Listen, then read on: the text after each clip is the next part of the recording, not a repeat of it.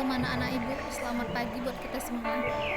Pada pagi hari ini materi kita tentang karya Allah dalam kepelbagian yang terambil dalam 1 Petrus 3 ayat 15, Galatia 3 ayat 28, Kejadian 1 ayat 28, Kejadian 11 ayat 1 sampai 9. Yang pertama kita harus memahami dulu kepelbagian manusia menurut Alkitab. Kepelbagian atau keberagaman ciptaan bukan berarti terpisah, namun kepelbagian dalam kesatuan. Kepelbagian dapat menjadi sarana bagi manusia untuk saling belajar, memperkaya visi dan pengalaman hidup sekaligus membangun kebersamaan. Manusia yang diciptakan dalam berbagai keunikan dan perbedaan itulah merupakan ciri khas dan identitasnya.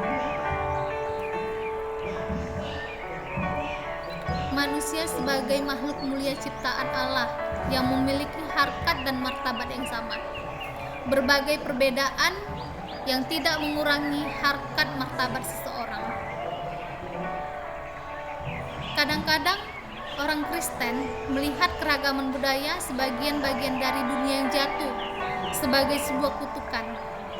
Dalam Alkitab tentang Menara Babel yang terambil dalam Kejadian 11 ayat 1 sampai 9 sering digunakan untuk membenarkan pandangan yang negatif ini, seolah-olah keberagaman merupakan kutukan dari Allah.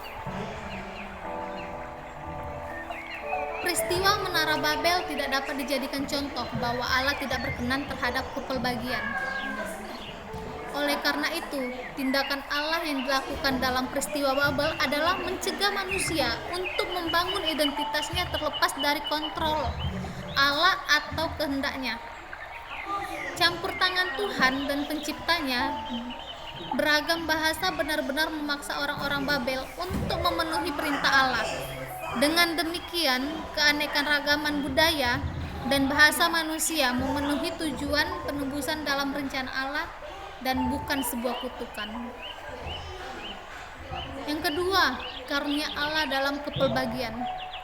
Kepelbagian manusia sebenarnya merupakan karunia Allah yang patut disyukuri. Karena dari berbagai kepelbagian itu, hidup manusia menjadi amat kaya laksana pelangi yang berwarna-warni. Menurut Xiao Chong, perbedaan dan keragaman adalah karunia dari Allah, pencipta yang dinyatakan dalam Yesus Kristus melalui karya penebusan. Ia memulihkan dan memperbarui kesatuan yang sudah ada pada awal penciptaannya. Kesatuan dan yang kemudian menjadi rusak oleh dosa. Mengapa keragaman agama dan budaya dan etnis manusia sering menjadi sumber perpecahan dan bahkan kekerasan satu sama yang lainnya? Karena dosa dan pemberontakan manusialah yang menyebabkan perpecahan dan sikap yang merendahkan sesama manusia menurut perbedaan ras, etnis, agama maupun sikap gender.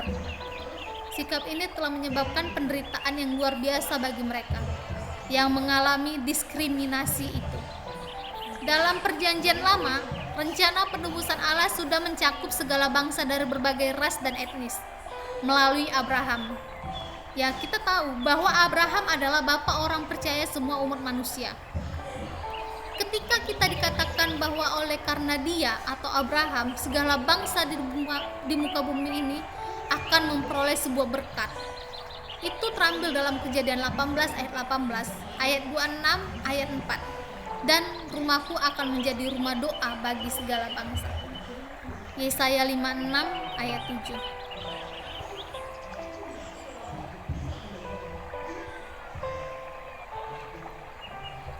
Dalam surat Galatia 3 ayat 28 dikatakan, tidak ada orang Yahudi atau Yunani, tidak ada hamba atau orang merdeka, laki-laki atau perempuan, karena kamu semua adalah satu di dalam Kristus. Dengan demikian, semua orang dari berbagai bangsa, budaya, warna kulit adalah satu komunitas yang berada dalam jangkauan keselamatan yang dianugerahkan Allah melalui Yesus Kristus. Itulah karunia Allah dalam kepelbagian. Terima kasih. Jadi dari materi ini, Ibu mau kalian pindahkan ke buku catatan kalian tentang kepelbagian. Terima kasih. Tuhan Yesus memberkati.